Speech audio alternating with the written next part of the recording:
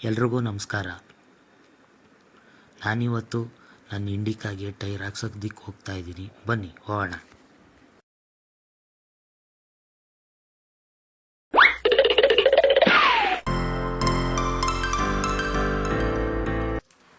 ಮೊದಲಿಗೆ ಶೆಲ್ಫ್ ಹೊಡೆದು ಸ್ಟಾರ್ಟ್ ಮಾಡಿ ಹೋಗೋಣ.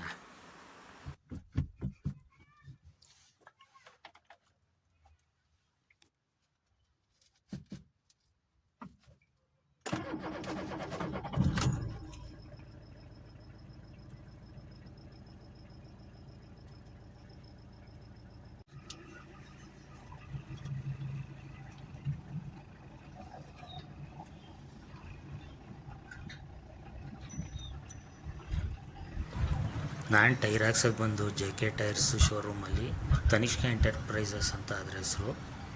ಇಲ್ಲೇ ಮೇನ್ ರೋಡಲ್ಲೇ ಇದೆ.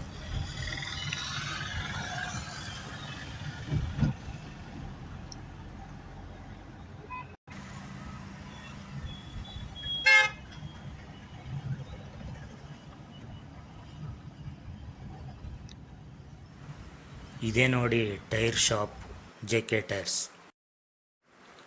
ನಾನು 2 ಟೈರ್ ಮಾತ್ರ ಹಾಕಿಸ್ತಿದ್ದೀನಿ. ಮುಂಚೆನೇ 2 ಟೈರ್ ಹಾಕ್ಸಿದ್ದೆ.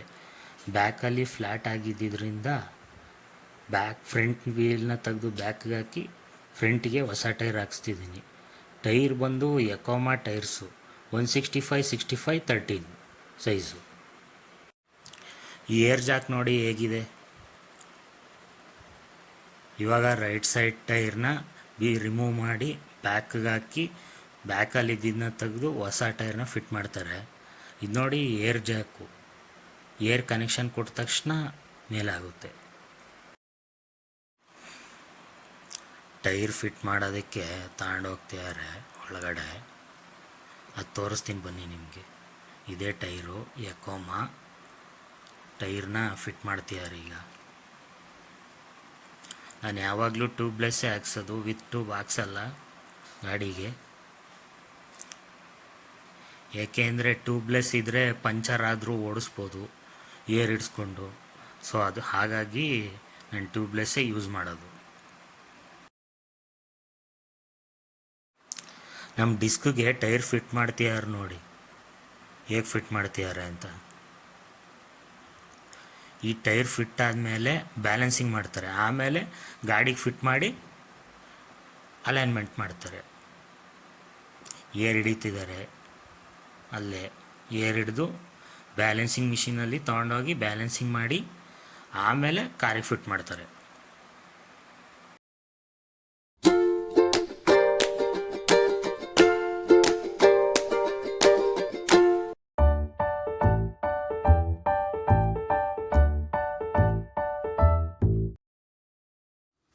ಟೈರ್ ಫಿಟ್ಟಿಂಗ್ ಮಿಷಿನಲ್ಲಿ ಟೈರ್ನ ಫಿಟ್ ಮಾಡಿ ಏರ್ ಹಿಡಿದು ಆಮೇಲೆ ಬ್ಯಾಲೆನ್ಸಿಂಗ್ ಮಿಷಿನ್ಗೆ ಟೈರ್ನ ತೊಗೊಂಡೋಗಿ ಬ್ಯಾಲೆನ್ಸಿಂಗ್ ಮಾಡಿ ಅದಾದಮೇಲೆ ಈ ವೀಲ್ ಅಲೈನ್ಮೆಂಟ್ ಮಾಡ್ತಾರೆ.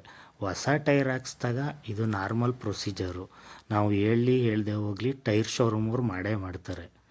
ಇದ್ರ ಜೊತೆಗೆ 5,000ಕ್ಕೆ ಒಂದು ಸಲ ವೀಲ್ ಅಲೈನ್ಮೆಂಟು, 10,000ಕ್ಕೆ ಒಂದು ಸಲ ವೀಲ್ ಬ್ಯಾಲೆನ್ಸಿಂಗ್ ಮಾಡಿಸ್ಲೇಬೇಕು. ಇದು ರೆಗ್ಯುಲರ್. ಇದ್ರ ಜೊತೆಗೆ 4 ಟೈರ್ನು 10,000 ಕಿಲೋಮೀಟ್ರಿಗೊಂದು ಸಲ ಟೈರ್ ರೊಟೇಷನ್ ಮಾಡಿಸೋದ್ರಿಂದ ಮತ್ತು ಬ್ಯಾಲೆನ್ಸಿಂಗ್ ಮಾಡಿಸೋದ್ರಿಂದ ಗಾಡಿ ಟೈರು ಲೈಫ್ ಜಾಸ್ತಿ ಬರುತ್ತೆ. ವೀಲ್ ಬ್ಯಾಲೆನ್ಸಿಂಗ್ ಮಾಡ್ತಾಯಿದ್ದಾರೆ. ಈ ಬ್ಯಾಲೆನ್ಸಿಂಗ್ ಮುಗಿದ್ಮೇಲೆ ಗಾಡಿಗೆ ತಗೊಂಡೋಗಿ ಟೈರ್ ಫಿಟ್ ಮಾಡಿ ಅಲೈನ್ಮೆಂಟ್ಗೆ ಗಾಡಿನ ನಿಲ್ಲಿಸ್ಕೋತಾರೆ.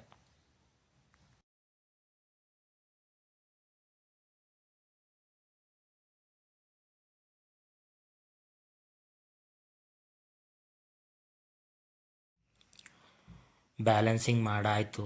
ಇವಾಗ ತಗೊಂಡೋಗಿ ಗಾಡಿಗೆ ಫಿಟ್ ಮಾಡ್ತಾರೆ. ಆಮೇಲೆ ಅಲೈನ್ಮೆಂಟ್ ಮಾಡ್ತಾರೆ. ಫಿಟ್ ಮಾಡ್ತಿದ್ದಾರೆ ನೋಡಿ ಟೈರು.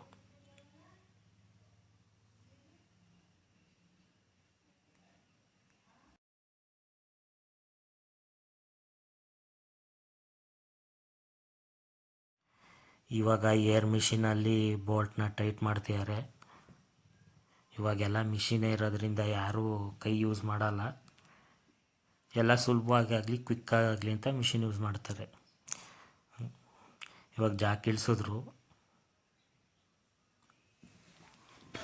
ಇವಾಗ ಅಲೈನ್ಮೆಂಟ್ಗೆ ನಿಲ್ಲಿಸ್ಕೊತಾ ಇದ್ದೀವಿ ಗಾಡಿನ.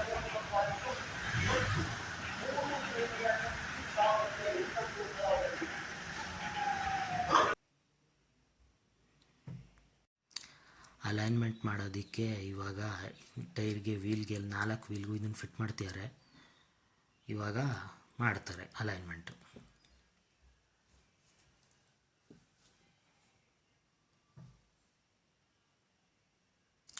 ಗಾಡಿ ನಂಬರ್ ಎಂಟ್ರಿ ಮಾಡ್ತಿದ್ದಾರೆ.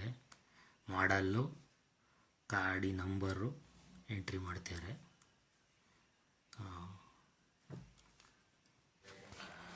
ಮೊದಲಿಗೆ ಗಾಡಿನ ಹಿಂದೆ ಒಂದು ಸಲ ಮುಂದೆ ಒಂದು ಸಲ ಎಳೆದು ಚೆಕ್ ಮಾಡ್ತಾರೆ. ಇದ್ರ ಜೊತೆಗೆ ಸ್ಟೇರಿಂಗ್ ಕರೆಕ್ಟ್ ಇದೆಯಾ ಅಂತ ಲೆಫ್ಟ್ಗೊಂದು ಸಲ ರೈಟ್ಗೊಂದು ಸಲ ತಿರುಗಿಸಿ ಚೆಕ್ ಮಾಡಿ, ಆಮೇಲೆ ಸೆಂಟ್ರಿಟ್ಟು ಆ ಸ್ಟೇರಿಂಗ್ ಲಾಕ್ ಇಟ್ಟು ಆಮೇಲೆ ಇದು ಮಾಡ್ತಾರೆ, ಅಲೈನ್ಮೆಂಟ್ನ ಮಾಡೋದಕ್ಕೆ ಸ್ಟಾರ್ಟ್ ಮಾಡ್ತಾರೆ. ಪ್ರತಿಯೊಂದು ಅಲೈನ್ಮೆಂಟ್ ಶಾಪಲ್ಲೂ ಇದೇ ಪ್ರೊಸೀಜರ್ನ ಫಾಲೋ ಮಾಡ್ತಾರೆ. ಅಲೈನ್ಮೆಂಟ್ ಮಾಡೋಕ್ಕಿಂತ ಮುಂಚೆ ಫಸ್ಟು ಸ್ಟೇರಿಂಗ್ನ ರೈಟ್ಗೆ ಮತ್ತು ಲೆಫ್ಟ್ಗೆ ತಿರುಗಿಸಿ ಸೆಂಟ್ರ್ ಪಾಯಿಂಟ್ ಕರೆಕ್ಟಾಗಿ ಇಟ್ಟು ಆಮೇಲೆ ಅಲೈನ್ಮೆಂಟ್ ಮಾಡೋಕ್ಕೆ ಸ್ಟಾರ್ಟ್ ಮಾಡ್ತಾರೆ. ಈಗ ನೋಡಿ ತೋರಿಸ್ತೀನಿ, ಅಲ್ಲಿ ಬರುತ್ತೆ ಈಗ ಸ್ಕ್ರೀನಲ್ಲಿ. ಆ ಕೆಳಗಡೆ ಲೆಫ್ಟ್ ಸೈಡಲ್ಲಿ ಗ್ರೀನ್ ಇದೆಯಲ್ಲ 2, ಅದು ರೈಟ್ ಸೈಡಲ್ಲಿ ಗ್ರೀನ್ ಬಂದರೆ ಅಲೈನ್ಮೆಂಟ್ ಕರೆಕ್ಟಾಗಿದೆ ಅಂತ. ನಾನು ನಮ್ಮ ಕಾರ್ಗೆ ಯಕೋಮಾ ಅರ್ತ್ 165/65 13 ಸೈಜ್ನ ಟೈರೇ ಹಾಕೋದು. ಇದ್ರ ರೇಟ್ ಬಂದು 2 ಟೈರಿಗೆ 8,500 ಬಿಲ್ ಮಾಡಿದ್ದಾರೆ. ಇದ್ರ ಜೊತೆಗೆ ನಾನು ಇಂಡಿಕಾ ವ್ಲಾಗ್ ಮಾಡ್ತೀನಿ, ಸಬ್ಸ್ಕ್ರೈಬ್ ಮಾಡಿ.